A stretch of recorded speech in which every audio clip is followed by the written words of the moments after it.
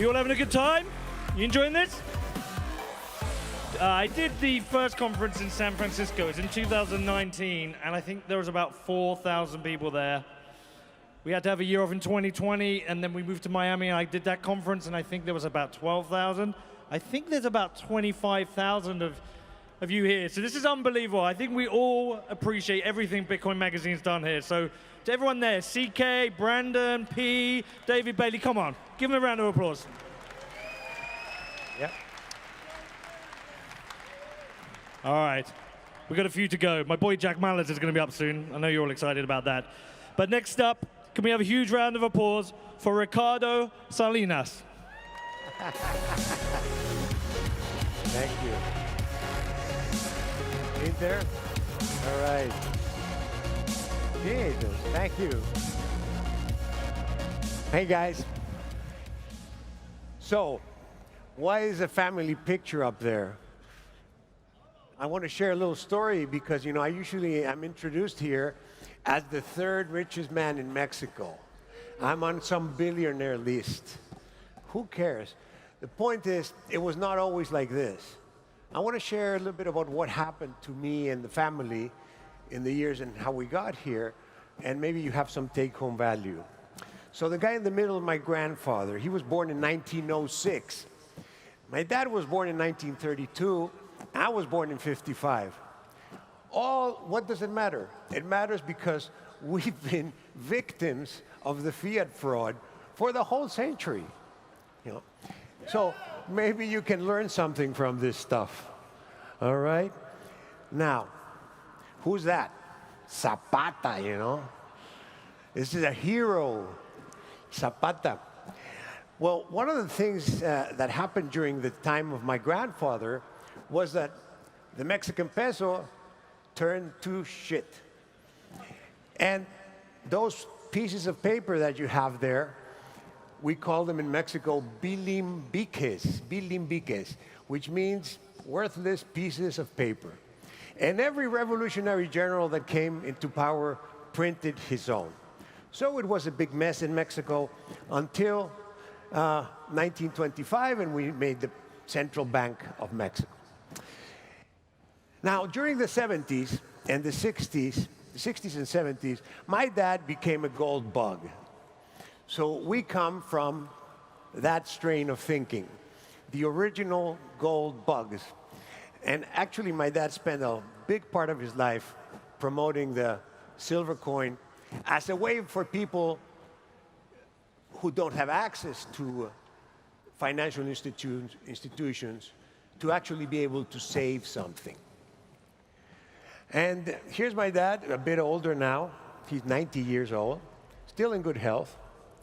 But when I came to work at my dad's company, that was in 1980, he had been working at that company for 30 years, making radio and television, had the stores. And he had taken out a loan of $9 million to grow the company.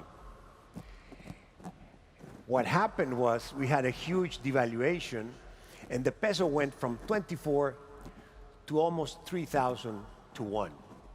Of course, our company went broke. We went to Chapter 11, and we had to get rid of a lot of people.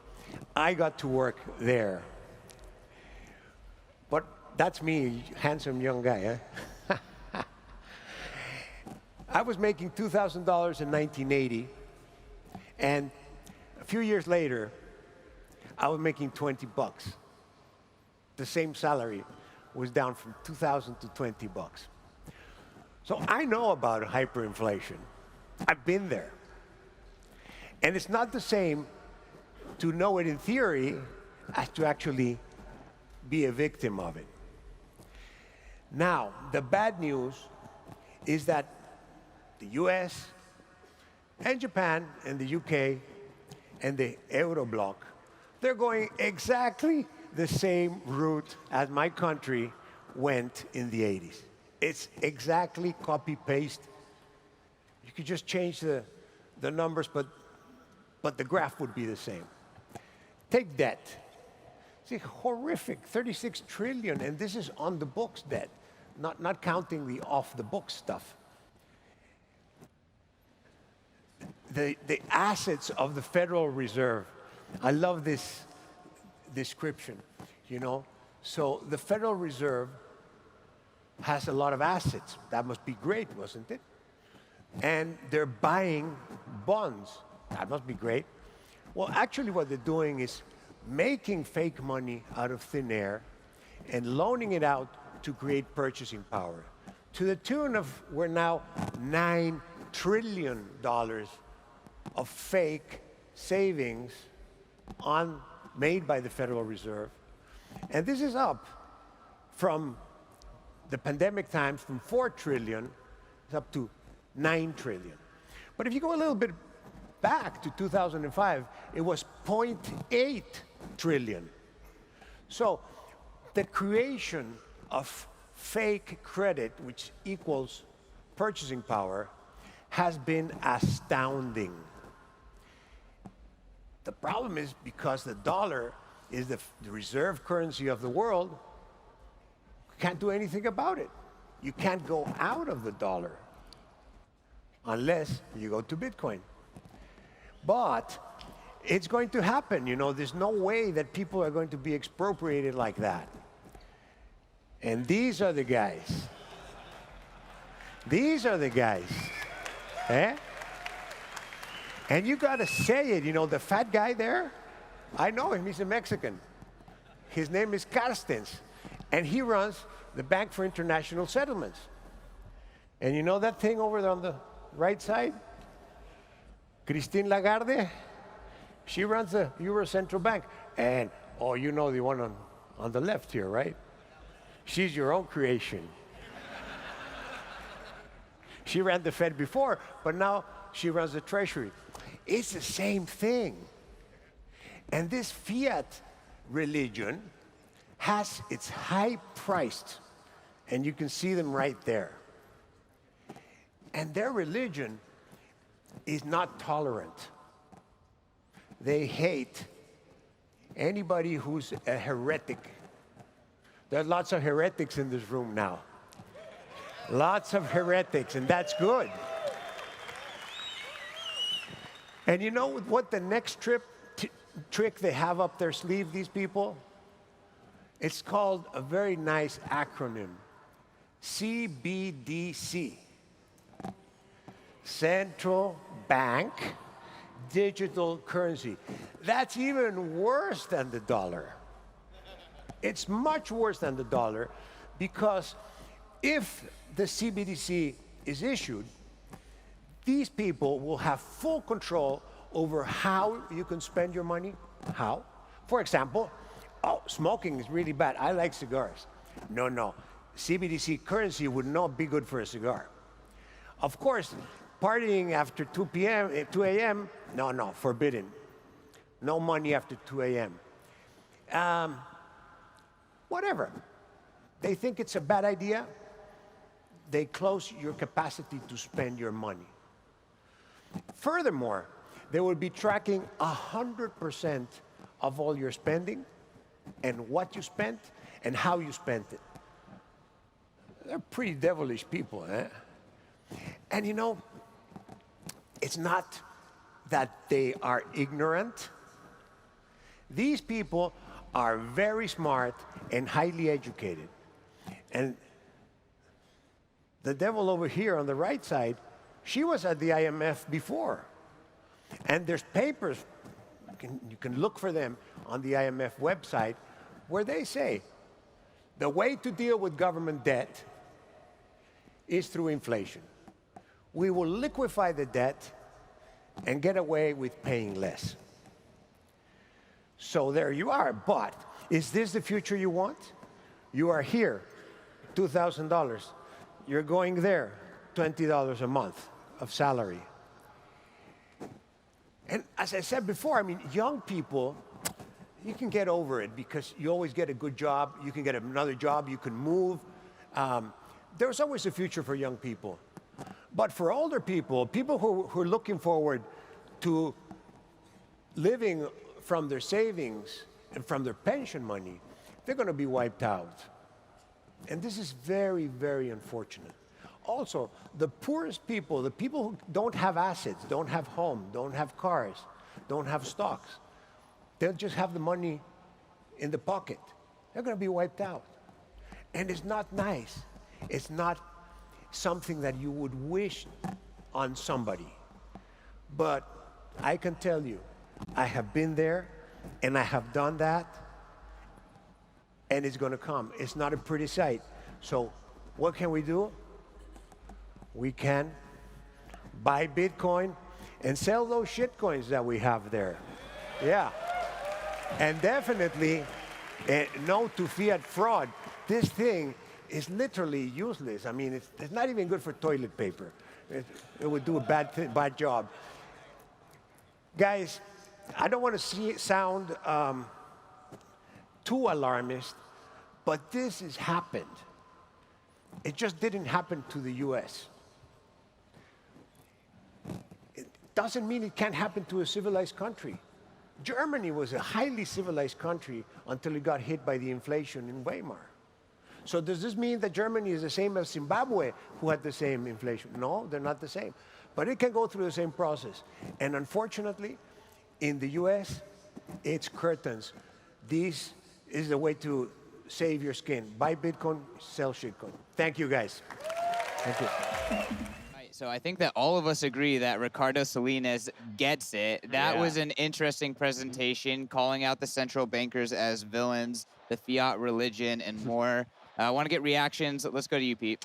Look, I think this is a star performance from Rikardо Salinas. Just want to go through some highlights. Starting with his past, framing himself as a victim of the fiat fraud, talking about how his father was a gold bug, but also painting the villains, right? So drawing this contrast of that we should be against the CBDCs, Janet Yellen. But look, I think his message that this has happened to him and that this could happen here, it was nice for the crowd and a huge update, I think, for the more mixed bag from what we saw from Peter Thiel. Let's go to you, Ben. First of all, huge thumbs up to the slides. I think those are some of the best slides I've seen all day. It really hit home how quickly that experience was for him. Like it was time span 8 years. Right. $2,000 to 20.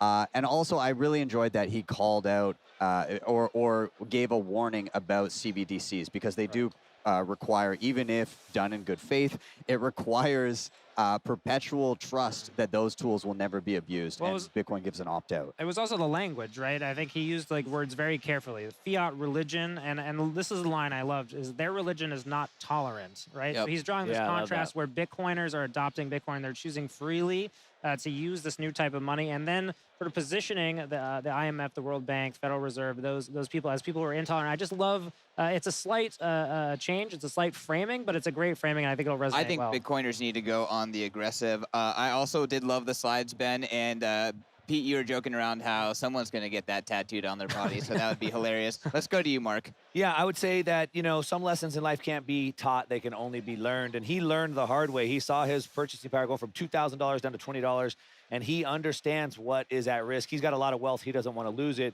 And this is the first time I've seen him speak live, but he gets it like really, really gets it. Yeah, I would just hop on that and say that this, in many ways, this is a debut for Rikardо Salinas. He hasn't really spoken that much to Western audience. Obviously been active on Twitter, but I think it was nice to see someone come in and make a big splash. Because as we were talking about some people earlier today, you know, we've heard a lot from Kathy Wood, Michael Saylor. These are people who we've heard over and over again and maybe priced in their framing, their perspective, whereas Salinas new, bold, and interesting. Ooh, so I thought what was interesting is when we saw Peter Thiel, we were kind of contrasting against Peter Thiel. He framed up also enemies of Bitcoin. Right. But he talked about investors. He talked about Warren Buffett. He talked about Jamie Dimon. He talked about Larry Fink.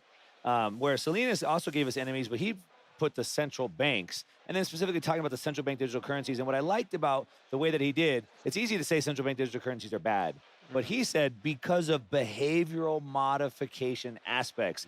He specifically said, you don't want me to smoke cigars anymore? I can't buy cigars. I can't go out after 2 a.m. I can't spend money after 2 a.m.